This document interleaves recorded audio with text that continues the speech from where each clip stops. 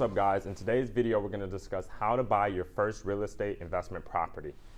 So I have 5 points here, and then I have my game plan and my strategy, which I copied from my 3 millionaire mentors who did the exact same strategy to growing their real estate portfolio to now they're all three are multimillionaires. And they use this exact same strategy. So it's very important, I would say, to find someone who's where you want to be and model them, and don't try to reinvent the wheel. Real estate itself is a historically proven investment. So you want to find someone who's where you want to be and model them, so that one, you don't make the same mistakes they made, and two, it will speed up your time to getting to where you want to be in terms of your passive income, cash flow, your net worth, and overall financial independence and financial freedom. So 5, how to buy your first real estate investment property. Number 1, you need to get a job.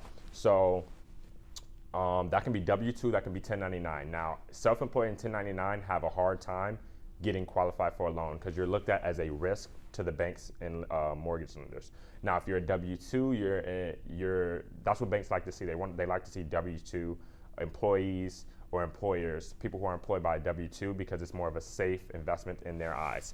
Now, with that, banks are going to want to see a 2-year tax return. So if your income is going up over the course of the past 2 years, they're going to average your 2 incomes and qualify you off of that. However, if your income is going down, they're going to qualify you off the lower income. They're not going to average the 2.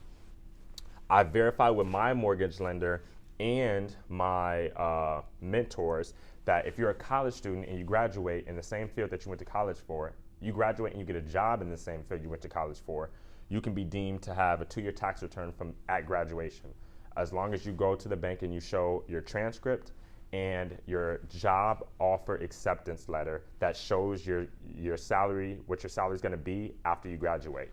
Talk to your mortgage lender about that. I'm not sure if that's just with small local banks and credit unions, because they're more lenient and they're more willing to help you, as opposed to like big banks. They're really more strict on their criteria with lending money. But you want to have a W-2 income if you're going to use leverage. Banks are going to want to see a W-2 income or some source of employment. Like I said before, if you're a 1099, it's going to be a little harder for you because you're looked at as a risk to the banks, but it's still possible. You could co-sign with someone who has a W-2 so that those next 2 years you can qualify for your income. But work with your mortgage lender and your banks. Things change all the time, and there's a lot of mortgage lenders and different loan packages and things like that. So whatever it takes, just talk to your lender and don't take no for an answer. If one bank says no, go to another bank, go to another credit union, because banks want to lend money. That's how they make money, off of interest. So they want to lend you money. So you want to work with a mortgage lender and a loan officer who knows what they're doing, specialized with real estate investors, and can help you qualify for that first property. Number 2 I have is build your credit. So credit is very important. I know some college students don't have credit even when they graduate. I know people who have poor credit. The number 1 thing with credit is just making on-time payments every single month, paying your credit card off every single month, living below your means, and making sure you're paying on time, not paying the minimum balance, but paying it off completely every single month, whether that's on the 1st, or for me, my credit card bill is due on the 21st of every month, but just making sure it's paid off. Over time, your credit is going to increase. That's the number 1, I guess, hack, is just paying your credit card off every month. The reason people have low credit score is because they don't make on-time payments. So it really dings your credit score. Also important to have 2 to 3 lines of credit to show that you're able to balance debt. And banks are going to want to see a 2-year credit history as well. So just like they're going to want to see a 2-year tax return, 2-year work history, they're going to want to see a 2-year credit history. Basically, this shows over the course of 24 months that you're able to pay off debt. You're responsible with debt. And you want to basically you're going to want to have a 620 to 640 to get a loan. I know FHA does 580, but if you're over 740 plus like myself, you're good. Anything over 740 plus, you're going to get the best interest rates, the best terms, and the highest chance of getting pre-approved and qualified and getting your application accepted, because 740 plus demonstrates that you're very responsible with debt and paying it off every single month. and banks love to see that. Number 3 I have is get educated. So it's very important that you get a solid education before you get into the game of real estate. Avoid analysis paralysis. You don't need to know everything, but you need to have at least a basic understanding of what your niche is, your strategy, your market, building a team of people who may have the specialized knowledge that you may not have to get into the game of real estate. You don't want to just jump in. You also want to understand you're going to make mistakes, whether you read every single book, have the best mentors, the best coaches. You're going to make mistakes and you're going to fail, you're going to lose money, but learn from it and continue to move forward. You never make the same mistake twice. That's one thing my mentor, Dan, told me. You'll never make the same mistake twice. And he's been investing since 1989, and he told me I'm still learning every single day. So after decades, 30 years of investing in real estate, he's still learning today. So you're always going to be a constant student in the game of business and real estate specifically, especially if you start venturing off to different niches like multifamily, single family, student rentals, commercial, things like that. But you want to get educated. So that's books. I recommend books. Rich Dad, Poor Dad, The Millionaire Next Door, The Millionaire Real Estate Investor, Secrets of a Millionaire Mind, The Richest Man in Babylon.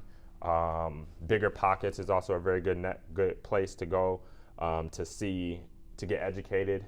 Also masterminds. Masterminds changed my life. I'm in 4 masterminds full of multimillionaires. We talk about the market, we talk about real estate, talk about their journey. We keep each other accountable every single week.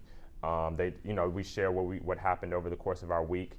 So it's very important that you surround yourself with like-minded individuals and people who are where you want to be, because that's going to force you to grow. We are the average of the 5 people we associate with. So it's very important that you are mindful of who you associate with, and you're surrounding yourself with people who are where you want to be.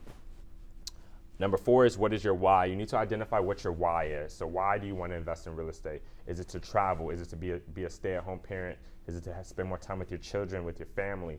Is it to retire your parents?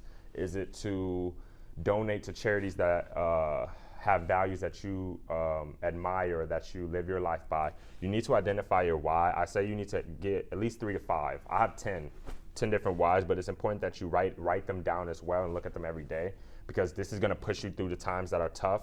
Real estate is a long-term game. It's not a get-rich-quick, so it's going to take time, years, 3 to 7 years usually for most people, from my knowledge and my network of people who started and got to financial independence. But they had a strong why. So it's very important that you do that and that you identify what your why is, so that it pushes you through the hard times. And number 5 is the plan. You need to have a game plan on how you're going to build your real estate portfolio after your first property. So I know a lot of people who have their first deal and they've been stuck on that first deal for years because they didn't have a plan on how they're going to leverage that property and grow their real estate portfolio. So I want to give you my game plan that all 3 of my millionaire mentors did, that I'm going to do. So when I graduate college, I'm going to buy a primary residence, 3% down, a single family home. I'm going to live in it for 12 months. That's the rule. Is to benefit off of the low down payment, you need to live in it for 12 months. While I'm living in it, I'm going to rent out the bedrooms. So say I get a 3-bedroom, 4-bedroom home, I'm going to rent out the other bedrooms and charge $500, $600 a month in rent. And basically that'll be covering my mortgage, and I'll be living for free while I'm working as an IT analyst or data analyst. So I'm going to live on 50% of my income from my W-2, and then with me living for free here, I'm able to save 75%, 80% of my W-2 income to invest in real estate and more rental properties and save for my next down payment. Because you don't want earned income. So basically, you want to use your time to earn money, use your earned money to buy assets that produce cash flow, and use the cash flow to fund your lifestyle. So after 12 months, I'm going to get a home equity line of credit from this property to put a 20% down payment here on this full investment property. After 12 months of living here, I'm going to move out into another 3% down payment and turn this into a full rental. After 12 months here, I'm going to move out again. Mind you, while I'm living in these properties, I'm renting out the bedroom, so I'm living for free for years. So I'm saving 75, 80% of my income, which will allow me to have, 5-6 figures to buy more, put as down payments on more rental properties. And then once the property is seasoned through appreciation and principal pay down, I'm going to get a home equity line of credit, pull that money out, and buy an investment property 20% down, because it's much easier to save for a 3 to 5% down payment as opposed to a 20% down payment. Then after I have 4 to 10 properties under my name, which is usually what the banks will give you under your personal name, then I'm going to engage in partnerships like credit partners and business partners. The benefit is it's unlimited partnering. There's not a cap on how many partners you can have to buy more real estate using their credit and their money, or you bring the money in credit, or however you guys want to do it as a JV. But yeah, that's how you buy your first investment property. That's my strategy that I'm modeling from my mentors. And these are five things I believe you need to do before you get into the game of buying your first investment property. So if you like the video, please hit like, please subscribe for more content like this, and I'll see you in the next video.